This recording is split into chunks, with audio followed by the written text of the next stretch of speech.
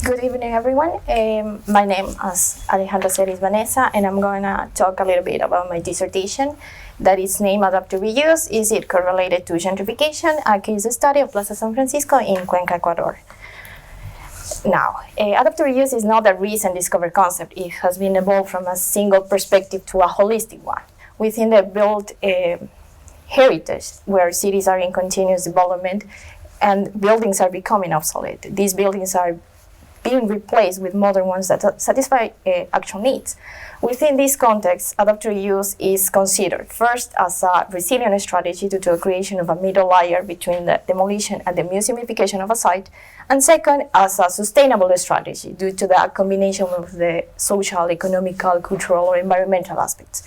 However, it's also recognized that within this adaptive reuse application, it's mostly focused on the environmental and the economical ones, where there are a lot of social actors interacting with it, while the social ones are not, there's not much interest in it. So if we consider that exclusion and inequality are not sustainable practices, then adaptive reuse is creating some contradictions within its sustainable approach, and it can be related to gentrification. So this research is focused on this correlation between these two concepts, adaptive reuse and gentrification. So the very first time was the literature review, and it's really important to understand how works the adaptive reuse concept and what are the aspects that can shape the outcome of its applications. And in order to do that, it was identified 5 main aspects. The first one was the framework, where adaptive reuse is just a process to achieve specific outcomes. The second one was the approach, where adaptive reuse is driven or guided by individual, mixed, or balance aspects as the social, economical, or environmental one. The third one is the legislation, where adaptive reuse is just a process or a tool used to achieve particular purposes. The next one are the actors who, being adaptive reuse, use a decision-making process where a lot of decisions has to be made. The final one is the function, when adaptive reuse can promote private or public functions. But how is this process between adaptive reuse and gentrification? Adaptive reuse can cause spatial transformations, and gentrification, it's understanding as the displacement of local communities. However, this displacement is not only in the short term when they are forced out from their communities. There's also this long-term displacement when there is the change in the quality of life in the neighborhood, and where new strategies of consumption are attracting new communities. So in this scenario, gentrification is just a cycle addressed by a production consumption process, where adaptive reuse can be just a trigger of it. Now here we can see these in-between stages between adaptive reuse and gentrification. It was recognized a first stage called action, where specific parameters can turn into a reaction, the second stage. Within the action, we can find strategies to increase consumption, which layer of the local community is benefited, or the speed of change. Into the reaction, we can find the high rent, change of uses or dynamism, or the loss of sense of place. Now, within the theoretical background, we have that adaptive reuse is not an isolated concept. It's a process guided by a framework or approach. The correlation between adaptive reuse and gentrification is based on an action-reaction process with in-between stages, mainly developed by a framework or approaches that do not consider the social reality of the place. And also, it's really important to highlight that there is no information about the role of adaptive reuse within this process. We don't know if it's applied as a spontaneous approach or if it is a dynamic concept. What's the difference between the two of them? So this highlights the need to understand this decision-making process in order to understand the correlation between these two concepts. That's why the case study came in. It's really helpful analysis where the decision-making process can be assessed. Now, this case study is analyzed by secondary data. I mean, local newspapers, local interviews, published articles, all the information that is available online. This is Plaza San Francisco, a place in the heart of the historic center of the city. And this offers a scenario where adaptive reuse has been broadly applied due to the commercial dynamic of the area that is in constant change. This place is recognized as a commercial space that is guided by spontaneous or interventions without any planning, And also, there is recognized the lack of a clear vision for its management. Within this scenario, it was intervened in from July 2017 until January 2019. Now, in order to understand also the whole process of the whole decision-making process, it's essential to understand what are the social dynamics happening before it was intervened. So it was recognized two main dynamics, one during the day and one during the night. During the day, you can find people who can work or stay in the area. For example, otavaleños selling their colorful clothing, or merchants selling a variety of products, merchants selling traditional medicine, guitar makers or job seekers, who were people, mainly construction workers, who were waiting in the plaza trying to find a job, portal store owners or street vendors. It will also find some people who consume these products or activities. Most of the people who went there were people from the medium to low income and from popular and rural sectors. There were also people who used to play cards in the plaza, mostly every day. And during the night, the main social actors were the otavaleños and the activities related to the moving and storage of their products. It's also really important to say that the relationship between all the social actors were really complex. For example, between the building owners or the tenants towards the otavaleños, some owners said have an economical benefit of renting spaces for storage or housing to the otavaleños, while other owners said that their presence are blocking the visualization of their products. Another example is, for example, the presence of these people playing in the plaza or the street vendors were related to problems of alcoholism, like maintenance, or even they were called like a bad image for the place. So, what happened after the intervention or during the intervention? What are the aspects recognized in the intervention of adaptive reuse? Within the framework, it was recognized some specific aspects, for example, heritage conservation and integral intervention related to the intervention in the plaza, and specific buildings around it that will support the commercial activity.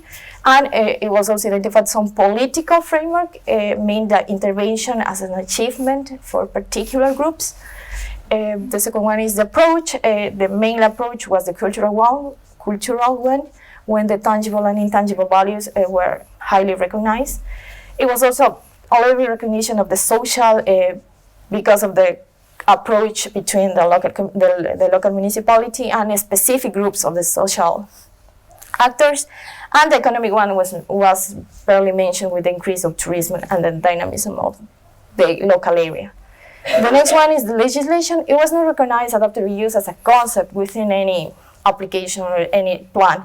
However, it is used as an spontaneous strategy towards heritage conservation of heritage buildings. Within the actors, there are a lot of actors. For example, external advisors like UNESCO, the local municipality. It was also the consultant team, the designers of the project, and obviously the people who work in there. But it was also identified some pressures between them. For example, the merchants towards the local municipalities claiming the right to stay in the plaza and to be included into the whole process. Other example is otavaleños towards the local municipality, saying that they have the same right to stay in the plaza, but because of the recognition that UNESCO gave to them, that saying they have to be in there because of their diversity and their colorful culture and that kind of things. It's pretty obvious that the organization guiding this whole decision-making process is the local municipality. However, it was also recognized two other drivers guiding this process. The first one was UNESCO recommendations, and the second one was this political essence guiding the whole process. Now, within the function, around the area, most of the buildings, many of the buildings are related to public uses. There were also some specific related to housing, but all of them were mixed with public uses. So it's clearly that the commercial dynamic of the area is guiding the whole uses of the neighborhood. Now, what happened after the intervention? It's worth mentioning, as the intervention was recently performed, there was not enough information to know what was really happening in there, but there was specific information published in local newspapers that help to create scenarios and its possible dynamics in the future. For example, here we have some reactions, the change of dynamism or uses, or the loss of sense of place. Each one of them are promoted by actions, for example, as the speed of change of the strategies to increase consumption. Within the speed of change, it was analyzed the scale of intervention within the area. At the time that after it was intervened, 3 buildings around the plaza were already intervened. 2 more were being intervened at that moment, and another 2 buildings were being considered to be part of this group, and all of the buildings I mentioned were owned by the local municipality. According to a private owner, there were 2 buildings being restored. So I can say it was a really high scale of intervention in the area. According to the strategies to increase consumption, it was stated in one local newspaper that the sales were decreased. And in that point, some questions arise like, what are the possible strategies that can be implemented to increase that sales? Which part of the local community will be benefited of that? In the case of the local community benefited, it was clear the interaction between the local municipality and specific social groups like the hoteleños, all the merchants. But what happened with the other social groups? Because there was no information about them. Were they part of a conscious process of gentrification where specific social actors were not allowed to stay? In the case of the loss of sense of place, there were perceived a high sense of place of specific groups like merchants or hoteleños. But there is no information about any other actors, as I mentioned, or even their prior users. So the question is, are they still users of the place? This case study, being a public space with a lot of stakeholders involved and a lot of relationships between them, highlights the complexity of the decision-making process behind adaptive reuse.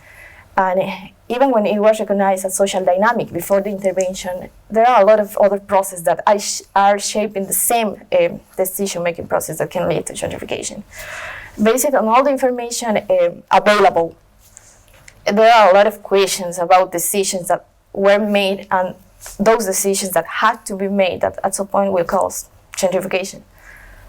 So now, as a final part, it's stated that the correlation between adaptive reuse and gentrification is an action-reaction process within between stages, where that is developed because of frameworks or approaches that are not focused on the social aspects of the area or the broader lives of the local community. The driver of the decision-making process has an essential role within this correlation, where adaptive reuse can be turned into a tool that will promote gentrification. So it's essential that it's essential to have clear what is being promoted and for whom. Based on the case study where adaptive reuse was a spontaneous approach, can be defined that the focus on particular or specific frameworks or approaches can develop this process of gentrification because they don't have this holistic understanding of the dynamics happening behind. And it's essential, the understanding of the social reality of the place and the inclusion of this part within the decision-making process to avoid this kind of displacement. And the final one, the local community, is a structure of several layers, each one of them with different impacts from the same intervention. A lot of questions arose around this dissertation, and most of them were related to further research, but I want to focus on these two that for me were really important. It is suggested the assessment of the social sustainability promoted through adaptive reuse is considered sustainable if only one group of a broader local community is benefited. Is there any case with social sustainability where all the layers of the local community are benefited instead of specific ones? Adaptive reuse has the theoretical potential to achieve sustainability and be resilient. However, is that what is being planned to achieve? Is adaptive reuse being a sustainable practice at all? Thank you very much.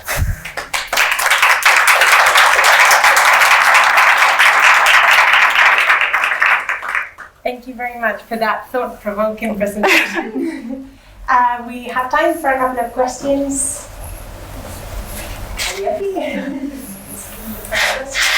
Thank you very much, Vanessa. That was really interesting. It's definitely a very topical subject as well, which requires a lot of exploration, especially to explore the dynamics of how what are the impacts of the adaptive behavior over time. You mentioned in your findings that the approaches that you identified include cultural, social, and economic, and I was wondering whether you did get any findings or any data regarding the environmental sustainability. And if not, that's interesting in itself. And I was wondering whether you came across to any discourses or data that indicate concerns about environmental sustainability as well. Actually, within the whole review of the local newspapers or all the media that I could have access to, it wasn't mentioned about these environmental problems or how this heritage can be related to this environmental sustainability. The main concern was the cultural one. And even the social and the economic one were like this, oh yes, we can achieve this as part of this. But it was not a focus on this huge balance between all of them or even the consideration of the four of them, yes. Thanks, Vanessa. I wanted to ask about the role of heritage. So you mentioned that some of these initiatives maybe target specific social groups. Do you think they also target certain types of heritage where maybe certain cuisines or things are seen as heritage, but maybe playing cards in the square is not seen as heritage, and that the way heritage is defined affects how a project turns out? Yes, I think that most of the intervention or the changes they did on the project were based on UNESCO recommendations. Mm-hmm. And UNESCO highlight some specific activities within the plaza. For example, the presence of the Toleños or the activity within the plaza, that's why they maintain the commerce in the plaza. Mm-hmm. But I didn't find any kind of information relating to, oh, okay, this is happening, oh, this is our social reality, that it actually is part of the heritage because it's the story of the place.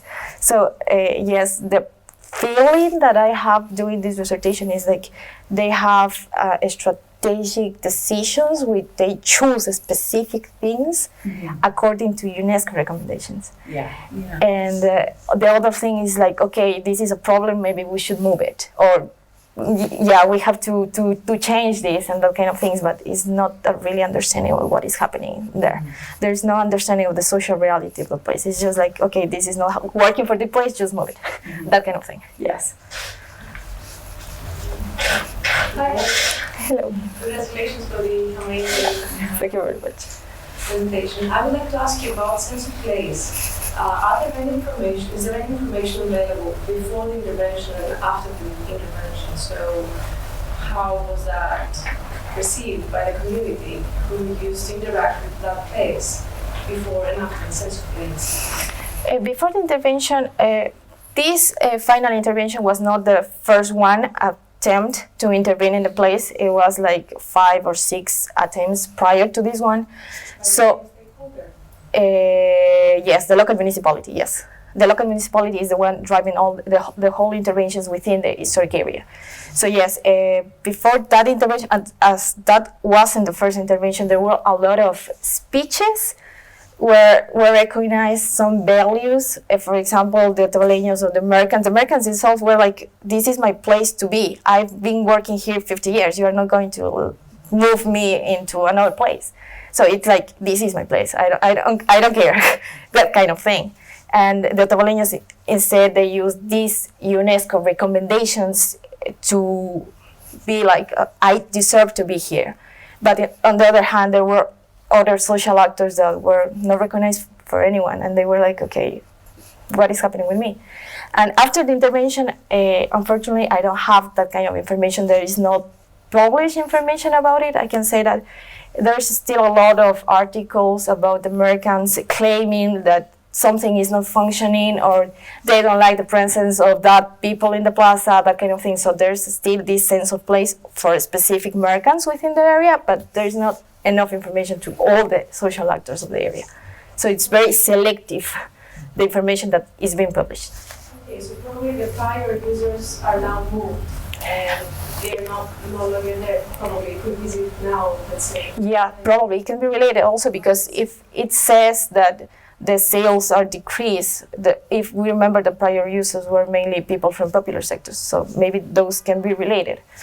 So yeah, right now it's necessary to see what is happening right now in the plaza to see what are the new users, what is the new dynamic being developed, if there are new actors or what happened with the previous ones. Thanks.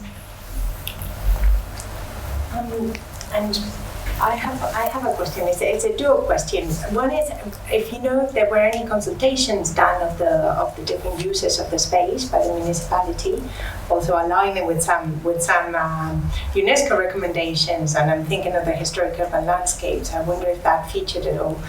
And then the other one is, if so, from your research, if you could extract one message or one thing to incorporate into these decision-making processes, what might it be? Okay, the first one, yes, there was like the consultant team was designing the whole project, and there were a lot of individual analysis around the place.